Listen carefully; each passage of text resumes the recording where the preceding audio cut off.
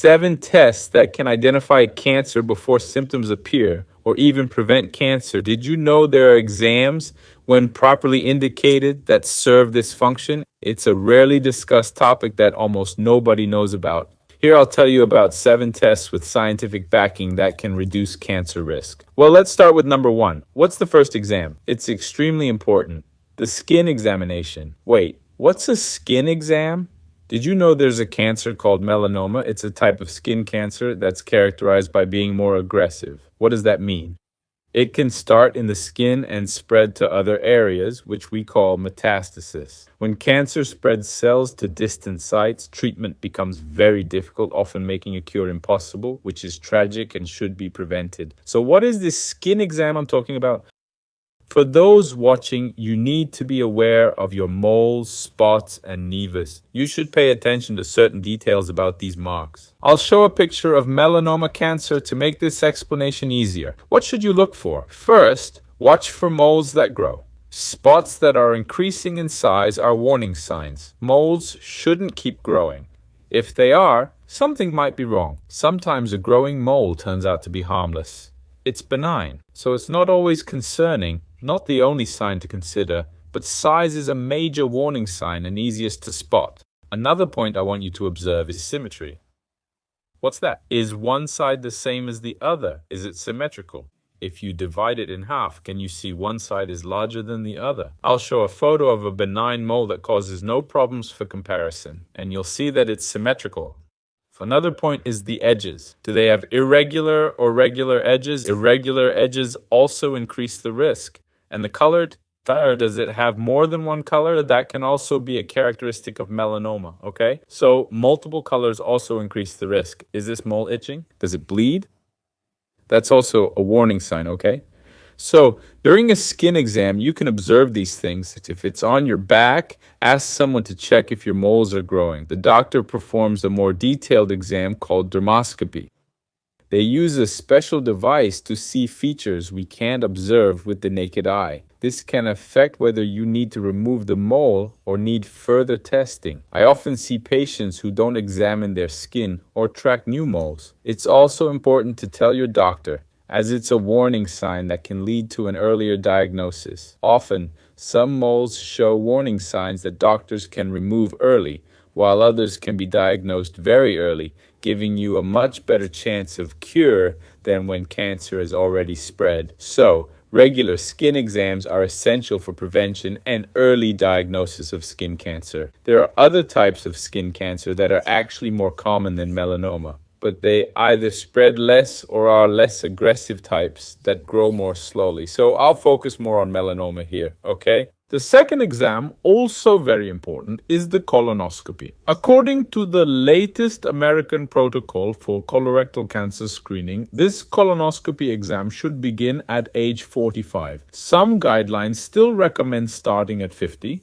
but recent studies show benefits even for those without family history. If you have family history, for example, a first-degree relative who had cancer at 47, you should start screening at 37, 10 years before your relative's diagnosis, or at 45. Why is this exam so important? Because there are so many myths about it. When I talk to patients about this test as an endocrinologist, I order many colonoscopies, even though it's not my specialty. It's important to note that it's a routine exam, not just for when you have symptoms or changes. It's important that you get this exam. Why are there so many myths about it? Because there's a very low chance, and I need to mention this, of complications like perforation during the exam. However, it's extremely rare and not a reason to avoid getting the exam, okay? So I suggest you don't be afraid and trust the medical team performing the exam. Studies show it's beneficial because this test not only detects cancer, but helps prevent it. Remember at the beginning of the video, I mentioned tests that could prevent cancer? Well, colonoscopy is one of them. Why? Colonoscopy can identify polyps that could become cancer. During the exam, the doctor removes these polyps, preventing them from developing into cancer. So you get the exam to detect suspicious growths, which the doctor removes to prevent cancer. It's quite an impressive procedure. It's also common for doctors to send these polyps for biopsy. I notice patients often get very anxious about this. The doctor took a sample for biopsy, so it must be cancer. But this is just routine procedure. The results come later. I get the exam report first, then the biopsy results follow, but it doesn't mean it's definitely cancer, okay? I see this as a common worry. If this video has eased your concerns despite the topic, please like it, as I always try to present information clearly, and colonoscopy is truly an excellent exam. Another point here that often increases cancer risk is tumor marker tests, especially for the intestine, specifically the carcinoembryonic antigen test. This test shouldn't be done routinely for screening, but rather for patients who've already been diagnosed with cancer, had surgery, and need follow-up monitoring. So it's used for follow-up after cancer has been discovered, but it's not effective as a screening tool. For screening, colonoscopy is essential. Other tests like rectosigmoidoscopy and fecal occult blood tests don't replace colonoscopy because colonoscopy examines all necessary areas to identify this cancer type and has a much lower false result rate. For example, many tumors don't increase this tumor marker. Some tumors don't bleed during the exam, so occult blood tests won't detect them. And some tumors are located more anteriorly, which won't be caught if only using rectosigmoidoscopy. So, colonoscopy is extremely important, okay? Have you had one? Were you afraid to get it done? Share in the comments, because many people end up getting cancer due to this fear. You've seen there's no good reason not to get a colonoscopy. Of course, there are some contraindications, but these are very rare conditions like an acute diverticulitis flare-up. But the doctor will evaluate you in person first, not just order it without an assessment, okay? And number 3, this exam is also very important, though there are many myths about it, including videos claiming you shouldn't do it, which is completely absurd. I'll explain in this video about mammograms.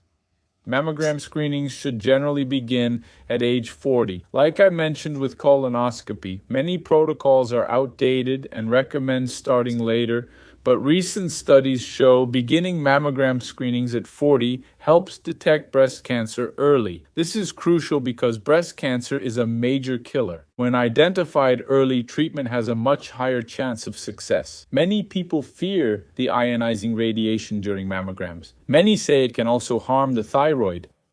However, even with ionizing radiation, the benefits of getting a mammogram at the recommended frequency outweigh the risks. We know breast cancer is deadly, and mammography machines are designed to be very targeted. So don't avoid mammograms out of fear of thyroid cancer, only to end up with breast cancer. The risk is much higher. Plus, radiation doses in mammograms are carefully controlled. So it's definitely worth getting your mammogram. If you don't believe it's dangerous or will cause complications, not getting screened is what's truly risky, agreed? So yes, mammograms are absolutely worth doing. Now, number 4, which also has many myths surrounding it, is the PSA test, a tumor marker. Have you heard of it? This test can alert you if you might have prostate cancer. Why? It's normally produced by the prostate. In some conditions like benign prostatic hyperplasia, PSA levels can rise, but they also increase when cancer is present. This can serve as an early warning for diagnosis. That's why routine PSA testing is important. Generally, this test is recommended after age 45. For patients with family history who have higher prostate cancer risk, screening may start earlier, okay? But typically it's at the age I just mentioned. This test is also very useful for early prostate cancer diagnosis, which is quite common in men. Did you know about the PSA test? Did you know what it's used for? Well, that's what it's for. And test number 5 is quite interesting. You probably don't know about this screening for lung cancer. What is this test? Low-dose tomography. But it's not for everyone. It's in a select group that has a higher risk of lung cancer. Patients over 50 years old who have a significant smoking history. In this group, studies show there's a benefit, even though the CT scan uses ionizing radiation. Why? It's a controlled dose, lower than tests used to diagnose other diseases, for example. So it can alert you to nodules, and lung cancer at an earlier stage, okay? Remember, this is for a specific group. Did you know about this test? Low-dose CT scan? It's already included in many protocols in the United States, and so it's worth mentioning here too because for a specific group it can be very valuable. And exam number 6, which is the thyroid exam. Have you heard of thyroid ultrasound? When should it be done? There are many myths about this exam too. Who will benefit from this exam? People with palpable nodules or strong family history, because some thyroid cancers have genetic factors giving you higher risk even without other risk factors. In these cases, thyroid ultrasound is well indicated to monitor patients with higher risk or palpable nodules. And what is a palpable nodule? An experienced doctor can detect thyroid nodules when they're 1 centimeter or larger. So a 1 centimeter nodule is still considered small. And if you catch it at this stage, your chance of cure is very high, over 95%. Some studies suggest even higher rates, okay? I'm being quite conservative with that number. Have you had your thyroid examined? Let me know in the comments if a doctor has ever checked your thyroid. When I examine patients, many tell me this is the first time anyone's done this exam. If no one has checked yours, ask your doctor to examine your thyroid at your next visit. It's an essential exam with real benefits that can lead to more detailed testing like thyroid ultrasounds if needed. Many people ask, shouldn't everyone get this test? The guidelines aren't entirely clear on this. Why?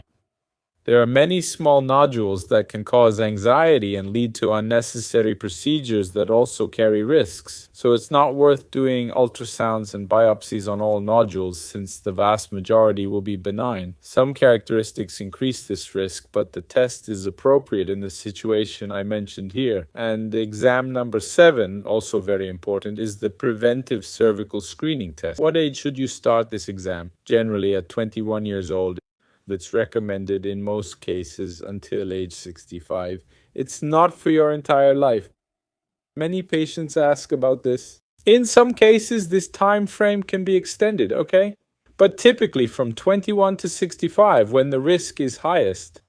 This exam can also detect cells that might become cancerous or cells that are likely already cancerous, which is very valuable. It can also give you a head start. It can also be a warning sign to get other tests to detect cancer earlier and have a much higher chance of cure. However, there are others you should avoid. Some tests can be dangerous and may harm your health. If you click here, you'll be directed to the video I mentioned about these risky exams that pose more danger than benefit. So it's important that you watch it too. If you click here, you'll be directed to this video. Take care. See you next time.